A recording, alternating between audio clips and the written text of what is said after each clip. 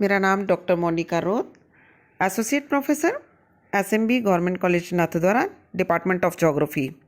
विद्यार्थियों, आज की क्लास में आपको राजस्थान की विभिन्न प्रकार की मिट्टियों के प्रकारों एवं उनकी विशेषताओं के बारे में बताया जाएगा। मिट्टी एक उपयोगी प्राकृतिक संसाधन है जो वनस्पति तथा कृषि उपजों को पोषण प्रदान करता है। मिट्टी भूपृष्ठ की वह ऊपरी परत है जो मूल चट्टानों के चूर्ण और जीव अवशेष के मिश्रण से बनती है। मिट्टी के निर्माण में सहयोग देने वाले प्रमुख कारक स्थलाकृति, वर्षा, ताप, वनस्पति और जीव क्रियाएं हैं। इनमें क्षेत्रीय विभिन्नता पाए जाने के कारण मिट्टियों में भी क्षेत्रीय विभिन्नताएं पाई जाती हैं, जैसा कि मानचित्र के अंदर दिखाया गया है। राजस्थान में निम्न प्रकार की मिट्टियां पाई जाती हैं। मिट्टियों के प्रकारों के वर्णन के अनुसार और उनकी विशेषताओं के अनुसार इसे हम 7 भागों के अंदर विभाजित करते हैं। लाल, पीली मिट्टी एवं उनकी विशेषताएं। इस मिट्टी के निर्माण अधिक लोहांश वाली चट्टानों से हुआ है। लोहा ऑक्साइड के जल भोजन के कारण इसका रंग लाल हो गया है। इसमें कार्बोनेट ह्यूमस की मात्रा कम होती है। यह मिट्टी भीलवाड़ा, सवाई माधोपुर, सिरोही और अजमेर जिलों में पाई जाती है। इसकी प्रमुख विशेषताएं क्या हैं? इस मिट्टी का पीएच मूल्य 5.5 से 8.5 तक होता है और मृत्तिका का मात्र 3.9% तक होती है। इस मिट्टी में नाइट्रोजन व जैविक कार्बन यौगिक बहुत कम मात्रा में पाया जाता है। नमक भी इसमें कम पाया जाता है।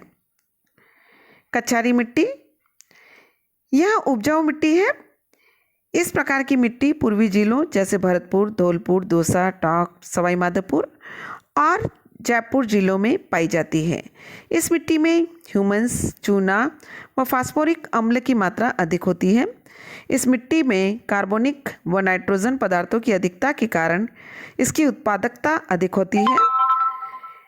इस मिट्टी में की नमी को लंबे समय तक धारण करने की क्षमता होती है।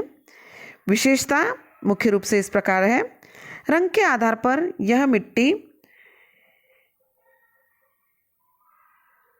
कहीं लाल और कहीं पीली रंग की होती है। इस मिट्टी के पेटे में लवणीय व क्षारीय मिट्टी के छोटे क्षेत्र पाए जाते हैं।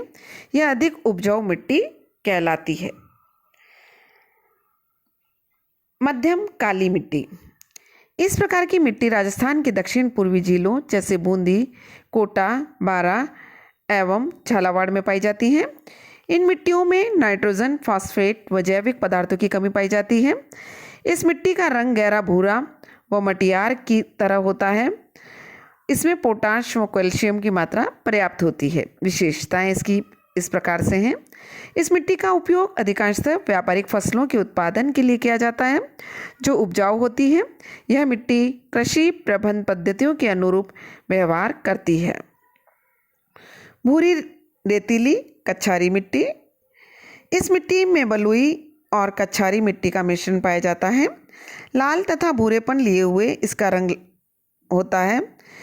यह गंगानगर जिले के मध्य भाग, अलवर व भरतपुर जिलों के उत्तरी भाग में पाई जाती हैं।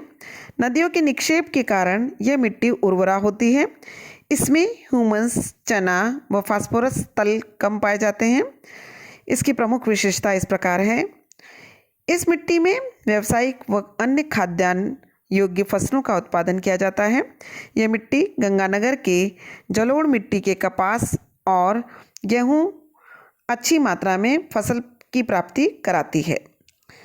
रेतीली मिट्टी, यह मिट्टी राजस्थान के पश्चिमी भाग में विस्तृत क्षेत्र में पाई जाती है। इस मिट्टी का जमाव वायु तथा निक्षेपण से हुआ है।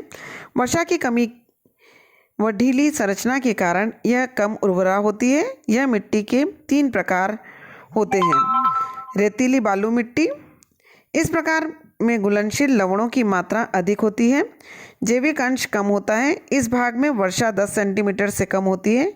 नाइट्रोजन की मात्रा अधिक रहती है।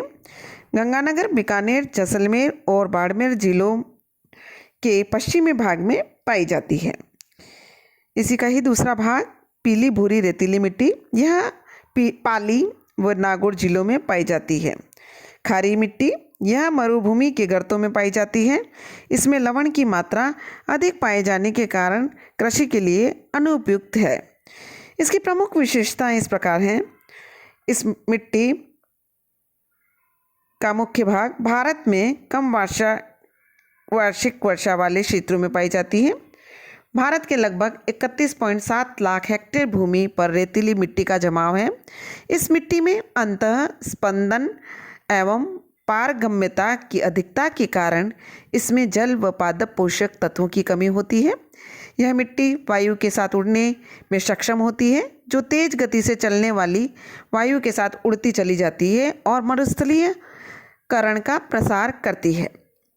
लाल लोमी मिट्टी, यह मिट्टी चूने, पोटाश, लोह ऑक्साइड व फास्फोरस तत्वों की मात्रा अधिक होती है। यह डूंगरपुर और उदयपुर जिलों में पाई जाती है। इसकी प्रमुख विशेषता इस प्रकार से है। यह मिट्टी लाल रंग की होती है क्योंकि इसमें लोह कण अधिक होते हैं।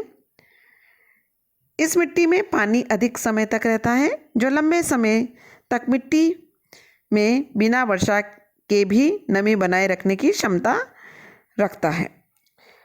मिश्रित लाल व काली मिट्टी, यह मालवा के पठार की मिट्टी का विस्तार ही है। यह बलुई दोमट के रूप में होती है।